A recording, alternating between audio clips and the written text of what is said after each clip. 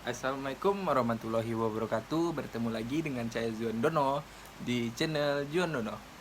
Kali ini kita memasuki video ke-13, yaitu ekologi sastra. Sebelum kita menganalisa lebih jauh, kita harus mengenal apa itu ekologi sastra. Ekologi sastra adalah sebuah cara pandang yang digunakan untuk memahami permasalahan lingkungan hidup. Hal yang dibahas terkait dengan ekologi sastra adalah adanya keterkaitan antara lingkungan hidup dengan sastra. Ekologi sastra adalah suatu ilmu yang mempelajari cara manusia beradaptasi dan menjaga lingkungan dengan baik. Dalam kajian ekologi sastra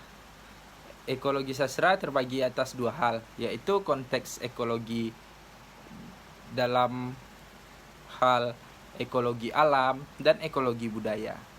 Ekologi alam ini lebih menekankan aspek alam sebagai inspirasi karya sastra, dan kajian ekologi yang menekankan pembelaan atau advokasi terhadap kerusakan lingkungan yang disebabkan oleh perbuatan manusia. Ekologi alam ini juga berkaitan dengan cara manusia mengeksploitasi keindahan yang ada di alam. 2. Ekologi budaya. Hal ini ditentukan oleh pola hidup dan perbedaan karakteristik wilayah yang disebutkan oleh Widanti pada tahun 2017. Ekologi budaya memiliki arti yang berkaitan dengan kemampuan manusia untuk berinteraksi dengan lingkungan dan berpedoman pada unsur-unsur budaya. Ekologi budaya berkaitan dengan sastra dan adat istiadat atau mitos kepercayaan. Dan kali ini kita akan menerapkan teori ekologi sastra pada novel Perempuan Bersampur Merah karya Intan Andaru. Manusia perlu bersikap kritis terhadap alam. Menurut Faiza tahun 2020, bentuk sikap kritis terhadap alam yaitu tanggung jawab terhadap alam, menghindarkan pencemaran lingkungan, pengelolaan lingkungan alam dengan baik dan benar, tidak mengeksploitasi lingkungan dengan segala isinya secara berlebihan, pengolahan dan pemanfaatan lingkungan, berorientasi untuk menjaga lingkungan dan kehidupan generasi yang akan datang. Kajian ekologi sastra dalam konteks ekologi alam mengacu pada prinsip-prinsip etika lingkungan hidup menurut Keraf tahun 2010. Prinsip-prinsip etika lingkungan hidup tersebut sebagai berikut, yang kita tarik dari novel Perempuan Bersampur Merah karya Intan Andaru. Yang pertama, sikap hormat terhadap alam. Perwujudan etika lingkungan hidup menghargai alam adalah manusia perlu memelihara, merawat, menjaga, melindungi, dan melestarikan alam beserta isinya. Hormat terhadap alam dalam novel Perempuan Bersampur Merah karya Intan Andaru dapat dideskripsikan dengan cara menghargai dan menghormati waktu-waktu tertentu untuk tidak beraktivitas di luar rumah seperti pada saat waktu surup. Begini isi teksnya.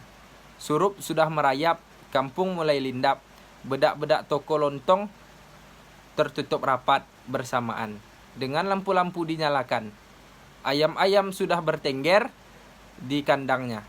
Terdengar azan mengudara keras dari corong-corong masjid. Bapak-bapak mulai berbondong-bondong untuk sholat berjamaah. Sebagian lagi memilih berdiam diri dan menutup pintu agar sawan tidak ikut masuk ke rumah. Begitulah yang pertama dari sikap hormat terhadap alam. Yang kedua, tanggung jawab terhadap alam. Tanggung jawab yang menyebabkan manusia merasa bersalah ketika terjadi bencana alam karena keseimbangan ekosistem yang terganggu. Maka, manusia lalu melakukan tindakan kosmis berupa membawa sesajen, berdoa, atau ritual tertentu. Menurut Koraf pada tahun 2010. Tanggung jawab terhadap alam dalam novel Perempuan Bersampur Merah karya Intan Andaru dideskripsikan melalui cara menolak ketika dirinya diminta untuk menjadi pawang hujan Perhatikan, dengarkan kutipan yang saya sampaikan berikut dari novel Perempuan Bersampur Merah. Barulah suatu hari dari paman, aku mengetahui alasan mengapa bapak tidak mau menjadi pawang hujan. Bapak bilang hujan itu berkah, bukan musibah. Bila hujan tak juga turun, akan ada musim penceklik. Tanaman tidak tumbuh, manusia dan hewan akan kelaparan, penyakit berdatangan karenanya, jadilah petaka. Bapak tak mau kualat, untuk apa menghentikan berkah hanya untuk pesta sehari semalam. Aku punya bapak berhati emas. Begitulah kutipan novel tersebut. Dan yang ketiga adalah solidaritas kosmis. Dalam novel Perempuan Bersampur Merah, karya Intan Andaru dideskripsikan sebagai berikut. Suatu saat aku pernah melihat Pak Ngadino memanggil seorang anak yang melempari burungnya dengan buah juet. Betapa isengnya anak itu hanya karena ingin mendengar burung beo mengoceh. Kukira Pak Ngadino yang semula kupikir kejam akan memukulnya atau melemparinya dengan batu. Rupanya justru meminta anak itu untuk mendekati si burung. Lalu mengejarnya dengan sabar. Cara menyuruh burung beo mengoceh. Setelah itu semakin hari semakin banyak anak-anak berdatangan ke sana.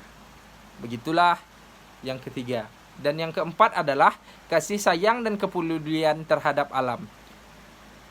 Begini kutipan dari novel Perempuan Bersampur Merah karya Intan Andaru.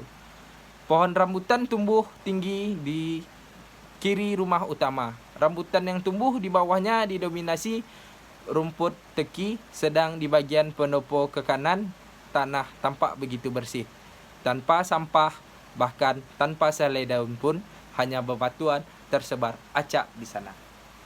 Ya, ada 8 prinsip yang akan kita terapkan. 4 saja yang saya bacakan. Lebihnya hidup sederhana dan selaras dengan alam. Yang keenam, tidak merugikan alam. Yang ketujuh, prinsip keadilan. Dan yang ke-8, prinsip integritas moral. Baiklah, hanya itu yang dapat saya sampaikan. Lebih dan kurang saya mohon maaf. Wabillahi taufiq wal hidayah. Wassalamualaikum warahmatullahi wabarakatuh.